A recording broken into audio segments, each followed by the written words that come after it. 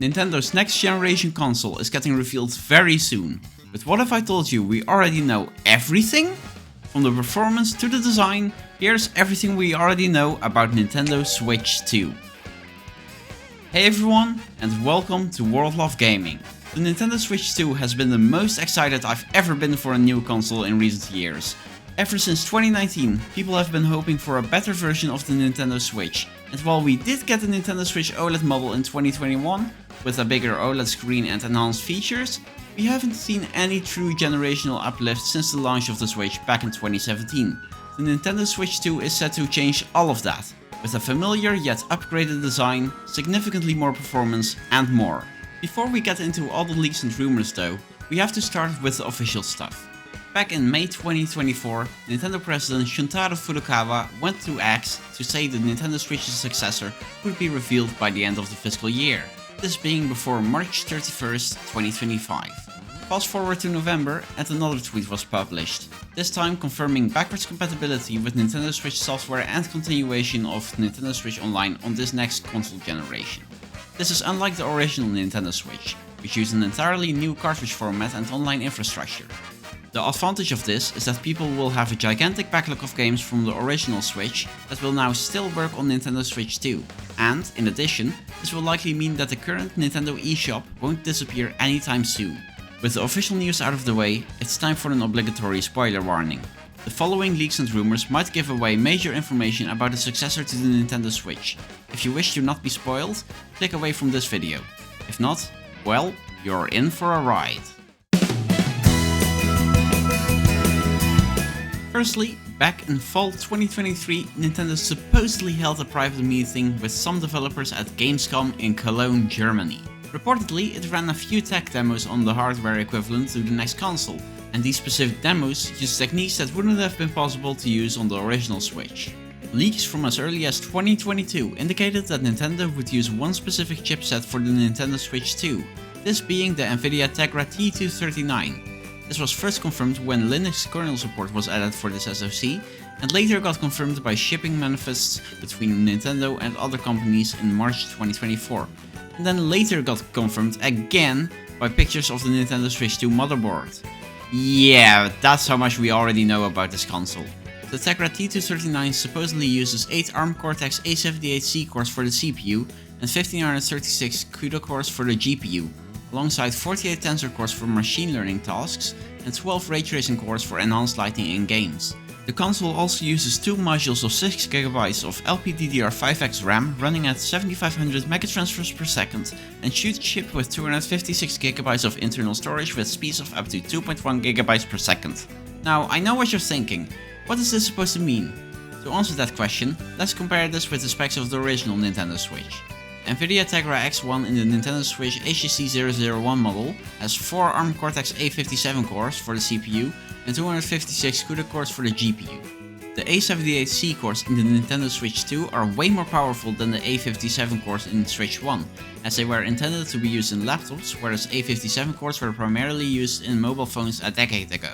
One such mobile chipset is a Qualcomm Snapdragon 810, which uses 4 of these A57 cores along with 4 smaller A53 cores. This is identical to the CPU inside the Nintendo Switch 1, except the A53 cores were disabled over there. While the A78C hasn't been used much so far, it's pretty much identical to the ARM Cortex A78, which has been used as a high-performance CPU core in many mobile chipsets, like the mid-range Qualcomm Snapdragon 780G, which used one of them as the most powerful core. And it shows, as the single core performance measured in the Geekbench 6 benchmark increased by 250% compared to the Snapdragon 810. Since there are now twice as many CPU cores in the Switch 2 CPU, its CPU is likely between 6 and 8 times as powerful, depending on the clock speeds. It's a similar story with the other components, as there now are a whopping 6 times as many GPU cores, there now is 3 times as much RAM, which runs at 4.5 times higher bandwidth than Switch 1, and the storage now supposedly is 5 times faster than what was used in the original Nintendo Switch. Safe to say it's a massive improvement over the original console. Many people discuss that the raw capabilities of the GPU are similar to that of the PlayStation 4 Pro in dock mode and closer to the Valve Steam Deck or PlayStation 4 base model in handheld mode.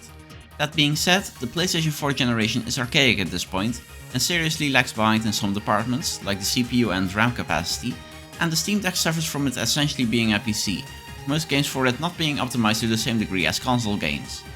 Additionally, let's not forget about the tensor cores and ray tracing cores inside the Nintendo Switch 2, which are some pieces of tech where Nintendo can get a huge advantage over these other systems.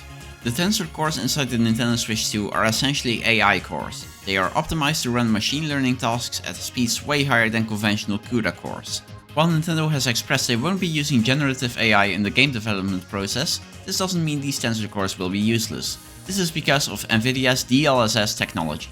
DLSS, or Deep Learning Supersampling, is a variant of upscaling, a technique where games are rendered at a lower resolution and an AI algorithm reconstructs the low resolution image to a higher resolution in real time. While the Xbox Series and PlayStation 5 also support upscaling, they use AMD's FSR, Fidelity Effects Super Resolution, which at this point in time doesn't use AI language models to enhance the quality of the image, making it look significantly worse than DLSS's reconstruction. The PlayStation 5 Pro does have its own AI upscaling, PlayStation Spectral Super Resolution or PSSR, but even this is inferior to DLSS in most scenarios. And we know that Nintendo is very interested in using AI upscaling, going by the fact that they filed patents about such technology as early as 2020. It's likely that Nvidia and Nintendo have been working together to create a version of DLSS specifically for the Nintendo Switch 2, with enhanced performance and support for dynamic resolution, which is a technique used in games to lower the resolution to maintain a stable frame rate. Not only could this allow for rock solid frame rates in games, DLSS could also be used to compensate for the dynamically lowered resolution to allow for a seamless experience. Another advantage of DLSS is how it also functions as anti-aliasing. This is when jagged edges around objects are smoothed out by drawing translucent pixels around edges, making it seem like a diagonal line is truly diagonal and not shaped like a staircase. Besides DLSS, the latest Nvidia GPUs also support AI-powered texture compression, which could be used in the Nintendo Switch 2 as well to free up additional memory. Now, onto the ray tracing cores. First of all, what is ray tracing? Well, simply put, it's a technique to render lights true to life. These RT cores help with calculating the trajectory of light rays faster than the normal CUDA cores could.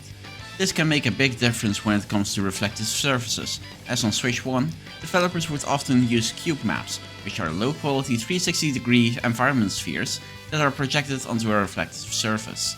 Not only are these cube maps inaccurate, but they are also very noisy in Switch 1 games. An example of this can be found on Squeaky Clean Sprint in Mario Kart 8 Deluxe. Now, there are better ways to reflect lighting, like screen space reflections, which reflect all objects shown on screen. This is better and is used in games like Paper Mario The Thousand Year Door on Switch 1. But in 3D environments, you can have instances of reflections changing when a new object pops up. Ray tracing makes sure that the surfaces properly reflect their surroundings, shadows are properly cast, and lights properly illuminate environments. This is a very intense technique, however, so I don't expect it to be used in every game.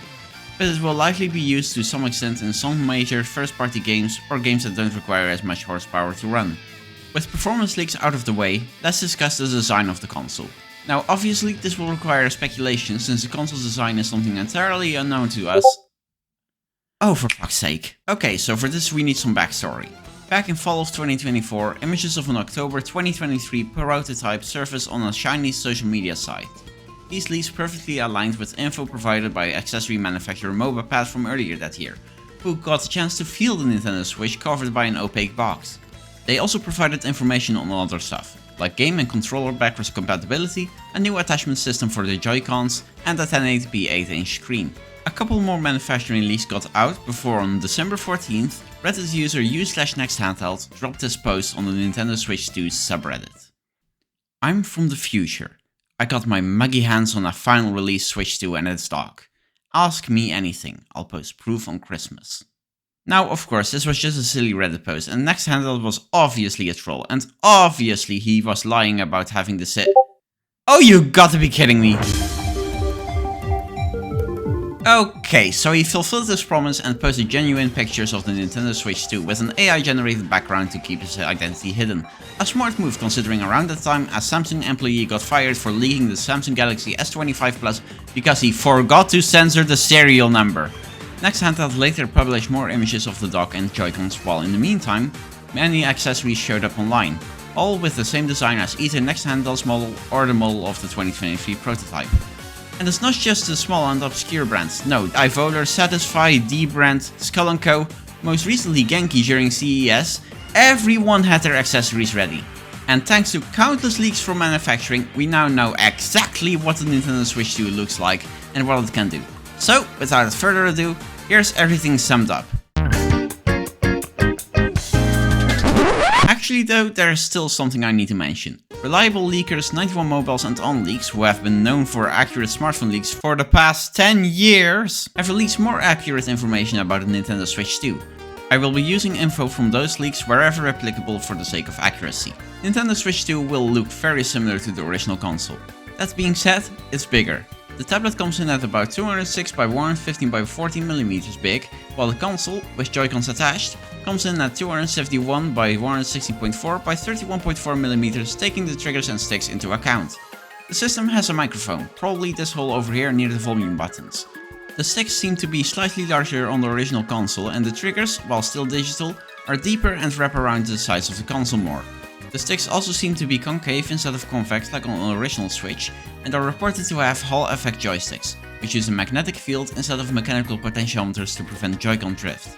The SL and SR buttons are made of metal and are significantly bigger than the original ones. This is because the Joy-Cons attach magnetically to the console and use a bigger trigger to detach the Joy-Cons from the console. This is done by pushing a pin out of the Joy-Cons, which would then push the Joy-Con away from the magnet holding it in place. The screen has been upgraded to an 8.4-inch Full HD 1080p screen, likely still running at 60Hz. It's unknown what kind of panel is being used, but Nintendo could use an LCD panel to save on cost. In that case, it will be higher resolution than the Switch OLED, but at the cost of the deep blacks an OLED screen can provide. The kickstand has been altered as well, as it's now shaped like a U, which allows there to be a big Nintendo Switch 2 logo on the back, while still maintaining good stability. Because yes, this is the Nintendo Switch 2. The logo is just a Switch logo with a giant 2 next to it. Below the kickstand, the microSD card slot now uses the microSD Express standard, which should allow for up to 9 times higher speeds than the Switch 1 allowed.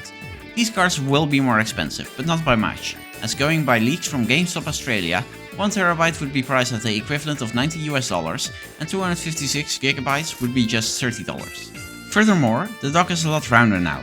The Switch 2 will sit higher in the dock compared to the Switch 1, and the dock faceplate is lower than the back of the dock. The ports are the same, 2 USB ports, 1 Ethernet port, 1 USB-C port for charging and 1 HDMI port. That being said, the HDMI port likely supports HDMI 2.1 for theoretically up to 4K 120Hz with HDR. The dock also has a fan to cool the fast charging circuit, and the console comes with a 60W power adapter, which is 21W more than the original, and 42W will be outputted to the console's bottom charging connector, which is 24W more than the 18W on the original. This is possibly for higher clock speeds when docked or just faster charging. On top of that, digitally, there's an additional USB-C port for charging on the top of the console, making it really easy to charge while playing in tabletop mode. Now, one thing that we weren't sure about for a while was why there was a button engraved with the C symbol on the right Joy-Con, right below the home button. Many people were speculating about this functionality. Maybe it was a cast button to cast to a nearby TV screen, but that would have been unrealistic since that would have caused way too much lag with current wireless standards. Some people thought it was for a chat function, others thought it was to activate the USB-C port on top, which is dumb, but now we likely know what it's for. A cursor. As it turns out, besides the bottom of each Joy-Con having an IR sensor, the sides of each Joy-Con feature an optical sensor as well as 2 rubber pads, meaning that you can use your Joy-Con like a mouse. This isn't even the first time this has been done on a handheld. The Lenovo Legion Go has a stand for its right detachable controller to enable FPS mode, which is essentially the same thing. And to those skeptical about this coming to Switch 2, there also was a component in the shipping data that was named Mouse Soul. Yeah, that pretty much gives it away. But it works well when you test it with the Switch 1 Joy-Con. The bumper and trigger function like mouse buttons, you can still use the buttons on the side along with the analog stick, plus it works for left-handed people as well.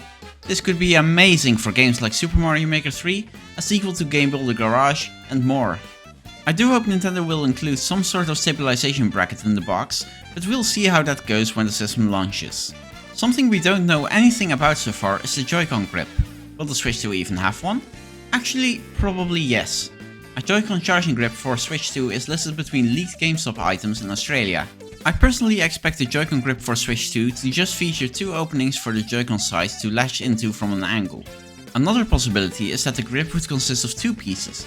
a Joy-Con holder that the Joy-Con slot into like they do with the tablet, and a grip that magnetically attaches to the Joy-Con holder. Furthermore, I wouldn't be surprised if a third-party company were to make an accessory for Switch 1 Joy-Cons that gives them a Switch 2 style rail as well as a grip on the back. That would have some potential in my opinion.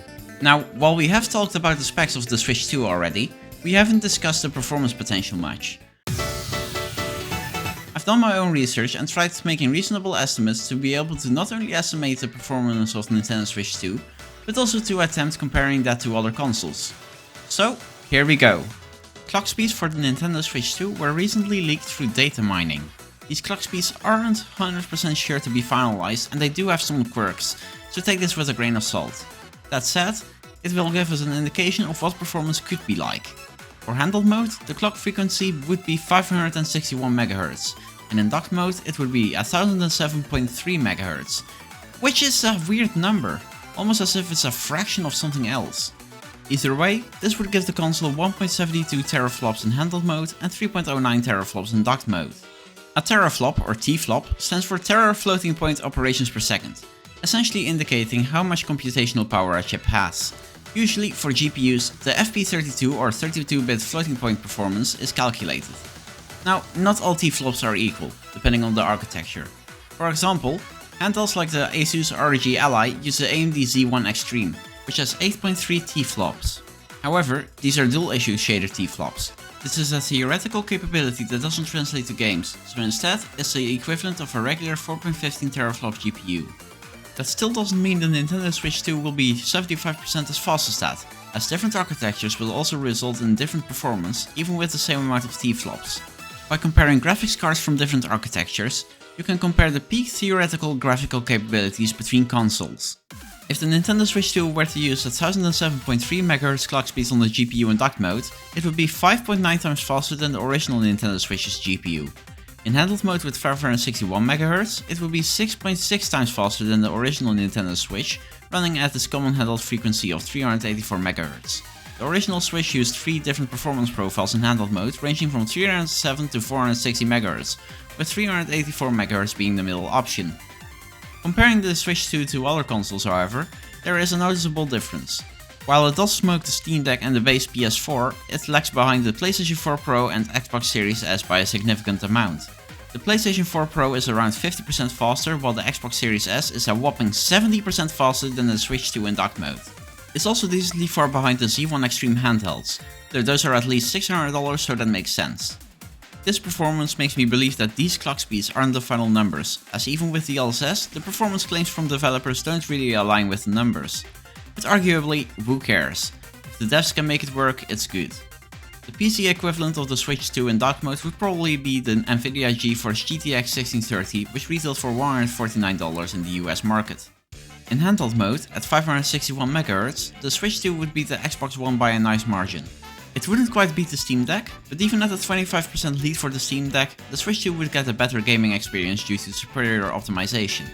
Steam Deck is still great, but Switch 2 might beat it when it comes to the experience. As for a PC graphics card equivalent, it's similar to the AMD Radeon RX 550. When comparing the Switch 2 to the Xbox Series X and PlayStation 5, it's clear that there is still a big gap between these consoles. That said, it's only 8 times weaker than the PlayStation 5 Pro, the most powerful console currently, while the Switch 1 was about 12 times weaker than the Xbox One X, the most powerful console back in the Switch's release year. Developers will certainly have a lot more to work with when it comes to Switch 2 when you compare that to Switch 1. Plus, the Nintendo Switch 2 has superior upscaling and more efficient ray tracing than the Xbox and PlayStation consoles, so that helps a lot. In terms of performance in games, I think most games will use quite a simple format.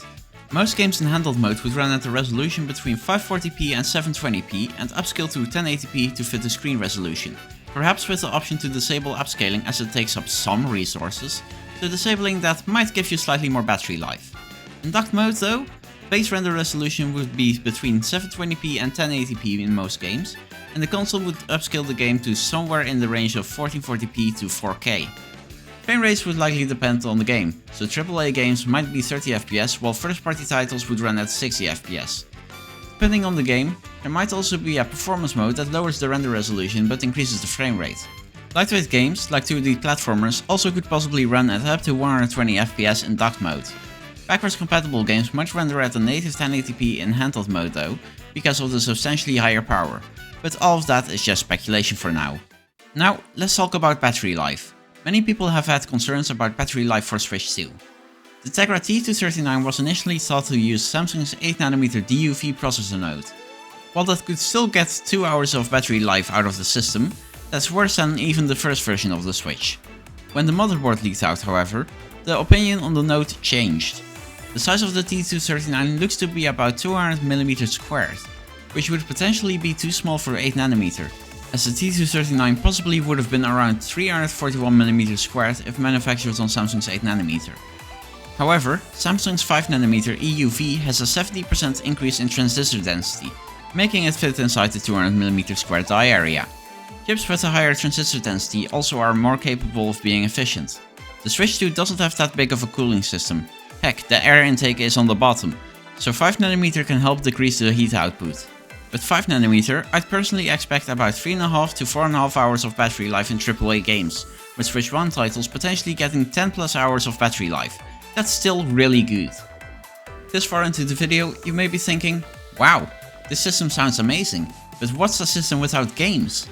And actually, we now know a few things about the games on Switch 2.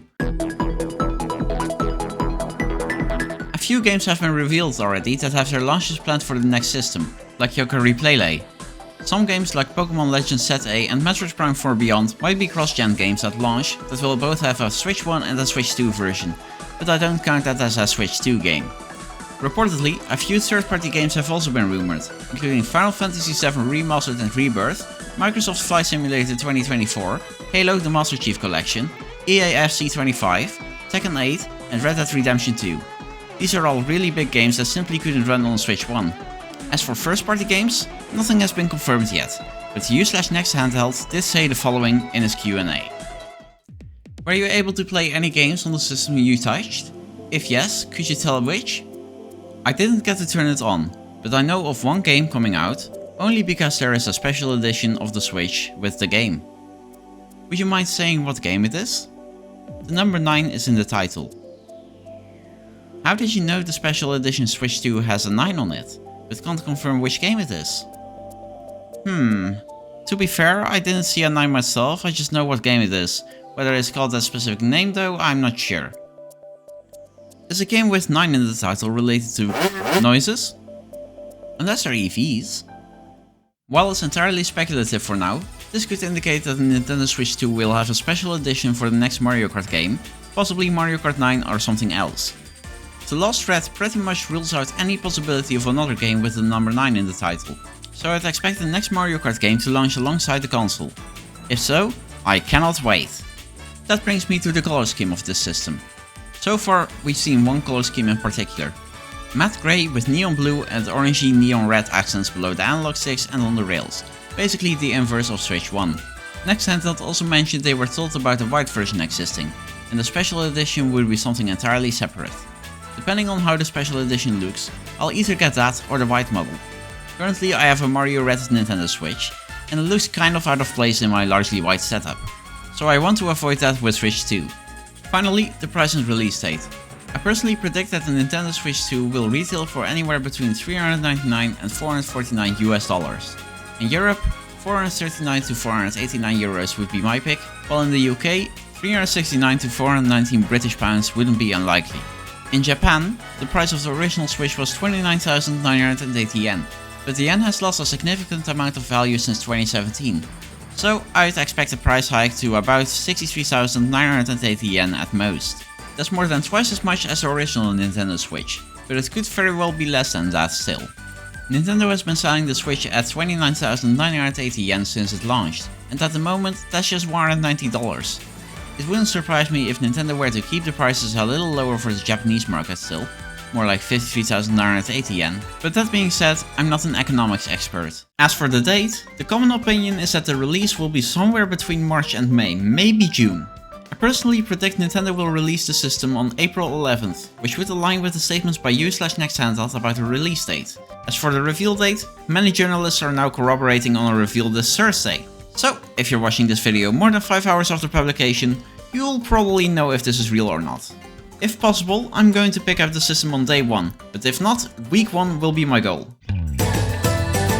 So, what do you think? Will you be picking up a Nintendo Switch 2 when it launches? Let me know down in the comments. If you like this video, please consider subscribing to my channel. If you want to join the Nintendo Switch 2 conversation, my friend Albert Boris made a Nintendo Switch 2 Discord server which now has over 200 members, so join that if you like. This was Jasmine from World of Gaming, best wishes for the new year, and I'll see you all next time. Goodbye!